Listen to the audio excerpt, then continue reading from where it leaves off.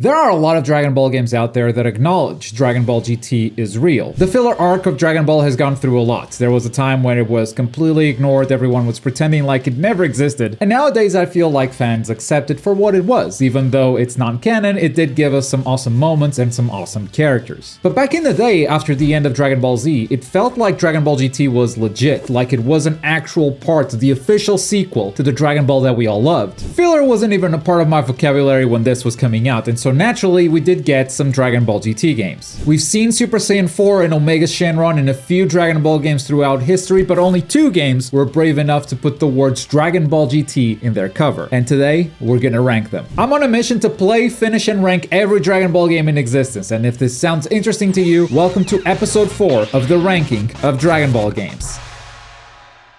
We're going back to the late 90s for this one. The original PlayStation was only 2 years old. Video games had just made the jump from 2D sprites to 3D polygons, and Dragon Ball games were about to follow suit. So far, all the Dragon Ball fighting games we had were from the Super Butoden series, and so Bandai decided it was time to take that Butoden concept and adapt it into a 3D game with an internal studio. Enter Dragon Ball GT Final Bout. This was one of the games of my childhood. At the time, I thought it looked incredible, and I loved it so much. It's the game that taught me how to do quarter circle motions on a controller, and replaying it now, I actually recognize a lot of the mechanics that they carried over from the Butoden games. For instance, if you're far from your opponent, your super is going to trigger a cutscene, and your opponent can choose how to counter by pressing a certain button combination, and these counters include shields or even a beam clash. A lot of the move lists were actually the same as the Butoden games, with a lot of specials looking very similar actually. And this was so exciting to me. My childhood game turned out to be a part of the Butoden series, which was just getting better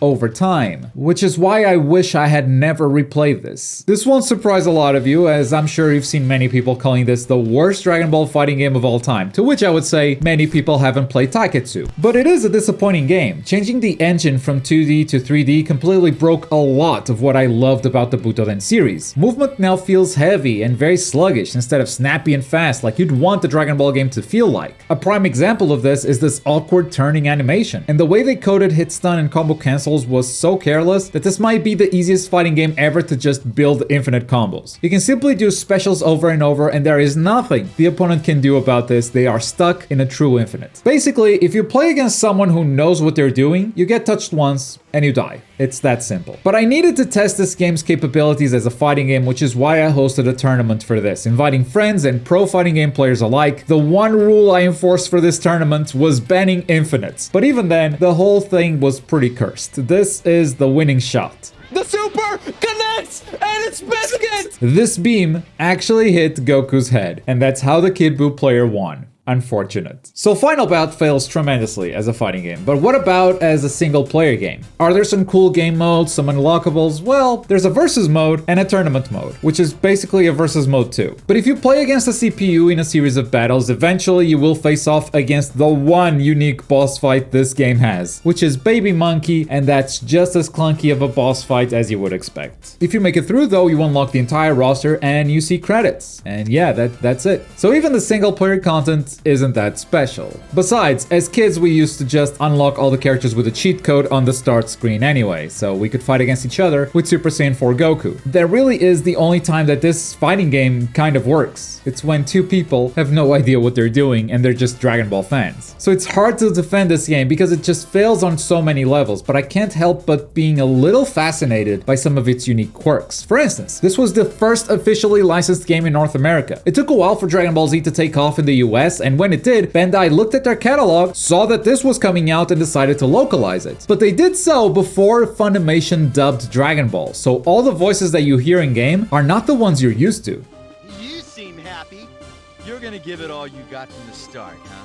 And I also have to mention the opening for this game. It's got such a sick animation, fully original, made exclusively for Dragon Ball GT Final Bout, and even now, over 25 years after its original release, it still looks incredible. For the amount of hours this game occupied my life as a child, I definitely thought it would be a little more feature complete. But if all the game modes are just versus battles, it quickly wears out its welcome on my adult brain. And even multiplayer gets old really fast because the movement isn't satisfying and you can easily break the entire game. It's prettier than a lot of these boot Butoden games, but to me, gameplay is king. And gameplay-wise, I would rank this above Super Butoden 3, but not higher than that. And for this GT special episode, we are marking these games with the iconic Dragon Ball GT character, Giru. DB4649TR2006RS. The other game that was brave enough to put Dragon Ball GT on the cover was actually a 2D game. A 2D game that came out about 8 years later on the Game Boy Advance. From the developer of the legendary Legacy of Goku series, this is Dragon Ball GT Transformation. And this would be the final Dragon Ball game that Webfoot Technologies would develop. They also did Taiketsu though, so they'll be on the ranking again very, very soon. This is an old school beat 'em up, where you can switch between characters on the fly. The controls seem pretty simple at first, but you do have a special move, which is the Kamehameha for Goku or the burning attack for Trunks. It spends your entire meter, and you also have a jumping spinning attack, but other than that, it's as straightforward as you would expect a side-scroller beat 'em up to be. Combat in general feels a bit stiff, but the main problem I had with it is how long enemies take to get back up, because this artificially just makes the game much longer than it needs to be. And some combat sections get really boring because you're stuck in them for a really long time without seeing any significant changes. And this would have been fine if the enemy variety was actually good, and visually they are very different, and sometimes they surprise me in a really cool way. But gameplay-wise, they really don't change that much, and most of them are not fun to fight against. Outside of the trash mobs though, the game does have some really cool boss fight ideas, like knocking out the giant's teeth in order to recover the Dragon Ball, or fighting the giant's baby mech, or General Dildo. So I love a lot of the boss fights, and I also love a lot of the level variety. I think it has some beautiful backgrounds, especially for Game Boy Advance, and this helps keep the game fresh. Even if combat gets repetitive, once you finish a level, you never know what to expect next. The flying levels can suck it though. I don't know whose idea it was to make me play this, but I hate that person now. The game can be hard at times. Some sections are just straight up unfair with you getting attacked from off screen, and they also do the thing where they put some obstacles in the foreground, making it harder to see enemies or traps, but hey, I guess that's just old school beat 'em ups for you. And it's also a bit of an RPG, but the RPG side of this game feels a bit hidden, or unexplained at the very least. You pick up a bunch of orbs as you play, and you might have noticed that they do absolutely nothing. They're not healing you, they're not giving you meter back, so what the hell? Well, these are basically experience. Different types of experience. They level up your power, your strength, or your health depending on the color. But since each small orb only gives you a little bit of experience, you really don't feel the change. Even if you go to the menu, you don't see these squares filling up as you go. So it's only after you collect a lot of them that you feel its results. The game's story kind of follows Dragon Ball GT at the start, but then they give up. It just stops giving you cutscenes. So you just select a level and you don't know what you're doing there. You don't know what happened. You just fought a bunch of aliens inside a destroyed spaceship, and then you move on to the next level with absolutely no clue of what is going on. And later it picks up the story again when you get to the baby arc, as if nothing happened. So it's got this very weird middle period. They let you play as the big yellow monkey towards the end, even if all you do is walk to the right a little bit. And Super Baby is your final boss fight, which is unfortunately a bit boring. There are a lot of interesting boss fights in this game. It's just a shame that Baby isn't one of them. And after you're done with the story, it becomes replay and unlock characters, the video game. And it's a pretty grindy one of those. Beating the story doesn't give you enough currency to buy a single character. That's how grindy it is. Now, you can try each character out with a cheat code if you want to, and this is where you'll find the Goku transformations, because in case you forgot, this game is titled Dragon Ball GT Transformation. And so far we only saw Super Saiyan 4, and that was for story reasons. I don't know, it's pretty weird to have a Dragon Ball game be called Transformation and not have a transformation mechanic. I feel clickbaited. But I had an okay time with this one. It felt weird in the middle, and they wanted me to grind way too much for me to even consider doing the post game, but the boss fights and the visual variety were interesting enough to carry most of this game. I'm gonna rank this at the D tier, putting it above Ultimate Battle 22. That feels like a fair rank to me. And that's gonna do it for another episode of The Ranking, but I tell you what, it's definitely not gonna be as long until the next episode, because it's been about 9 months since the last one. But in the next episode, we're gonna talk about some of the weirdest Dragon Ball games that ever came out. If you missed the last episode though, we ranked all the Legacy of Goku games,